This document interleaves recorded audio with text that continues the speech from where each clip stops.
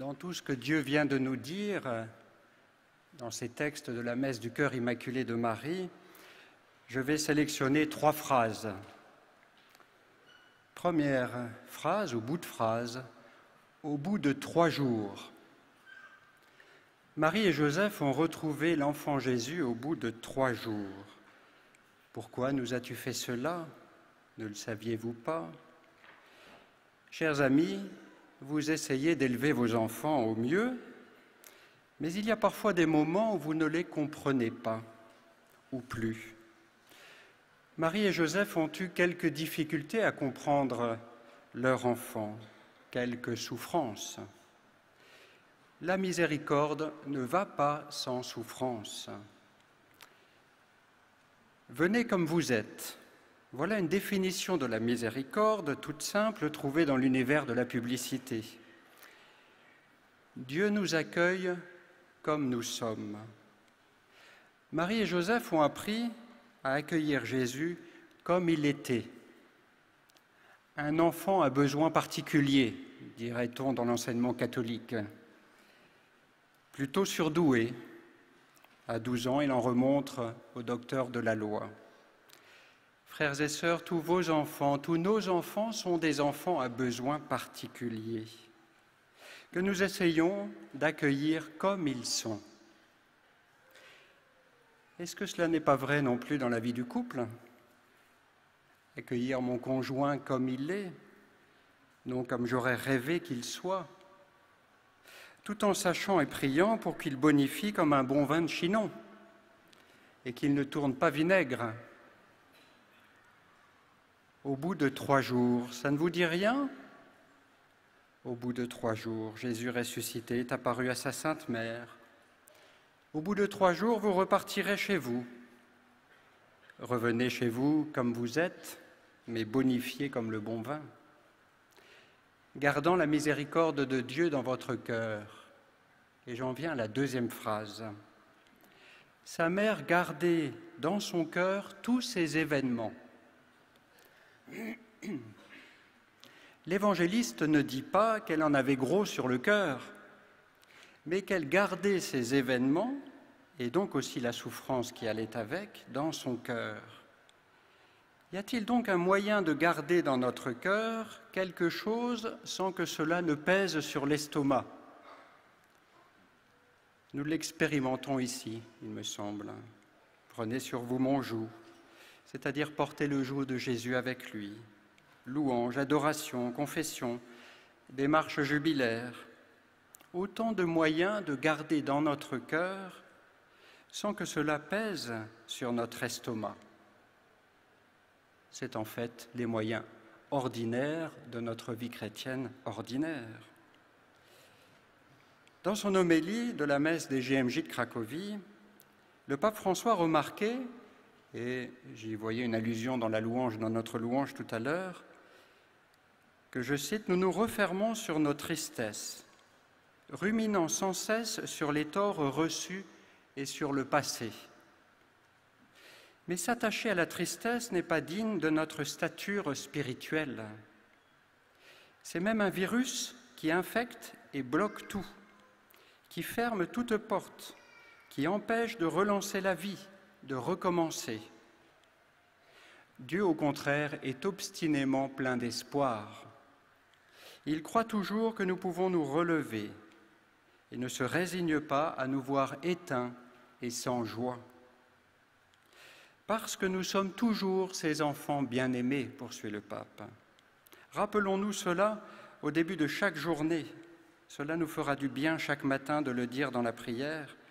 Seigneur, je te remercie parce que tu m'aimes, fais-moi aimer ma vie. Fin de citation. Marie gardait dans son cœur, mais n'a pas été infectée par le virus de la tristesse. Alors vous allez me dire, oui, mais le cœur de Marie, il était et il est immaculé, tandis que le mien, il est parfois un peu sale. Certes, mais après le sacrement de la confession, il est aussi immaculé.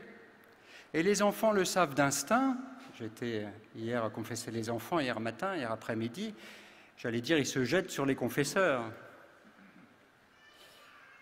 Cette même miséricorde de Dieu qui a donné à Marie un cœur immaculé pour accueillir le cœur sacré de son Fils Jésus, nous donne à nous aussi un cœur immaculé, après que Jésus, par les lèvres du prêtre, nous ait dit « Je vous pardonne tous vos péchés ».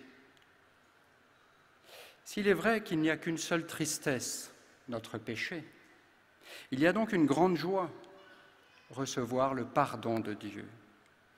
Si Marie est celle qui est demeurée libre du mal, nous sommes ceux que Jésus libère du mal.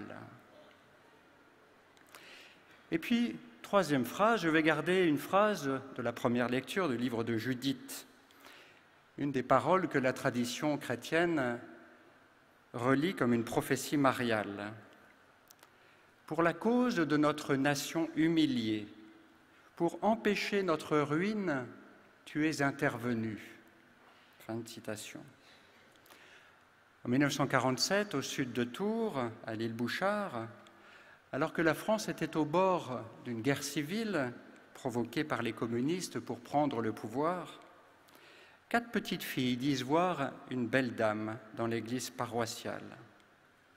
Elle leur demande de prier pour la France, car elle en a grand besoin. Au bout de quelques jours de prière intense, le travail reprend. La France était sauvée. Nous fêterons 70 ans de ce pèlerinage l'an prochain, en 2017, et je vous invite tous en pèlerinage à l'île Bouchard. Vous avez le programme dans petit dépliant annuel dans la tente de la mission. N'hésitez pas à aller vous servir. Parce qu'il me semble que ce message est toujours d'actualité, que la France, notre France, est à nouveau en grand danger.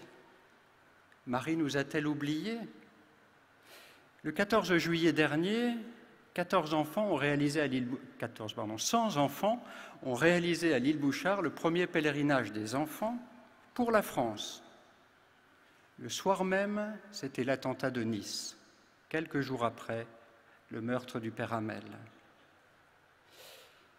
Cela va faire un choc aux 2000 habitants de la petite ville de l'île Bouchard le 15 août au matin quand ils vont découvrir des soldats en armes garder le lieu de la messe en plein air. Nous sommes en 2016. L'armée doit protéger nos églises et nos lieux de rassemblement. Frères et sœurs, il y a presque un an, nous clôturions 9 mois de prière, une grande neuvaine de prière. Est-ce que toutes ces prières pour la France, depuis la prière universelle de 2012, rappelez-vous, du 15 août 2012, est-ce que toutes ces prières pour la France ont été vaines? Je suis persuadé que cela nous a préparés à vivre les temps troublés qui viennent. Cela nous a donné une espérance totale. Nous sommes prêts, nous sommes forts. Le pape François, jeudi dernier, a fait un pèlerinage au sanctuaire de Czestochowa, dans la chapelle de la Vierge Noire, pour le 1050e anniversaire du baptême de la Pologne. Et il rappelait que Marie est l'échelle que Dieu a parcourue pour descendre jusqu'à nous et se faire proche et concret. C'est elle le signe le plus clair de la plénitude des temps.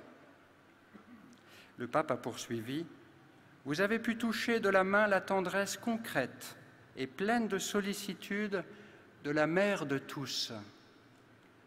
En tant que mère de famille, elle veut nous protéger ensemble, tous ensemble. » Pour conclure, frères et sœurs, rapprochons ces 3 phrases. Voyons ce que cela donne.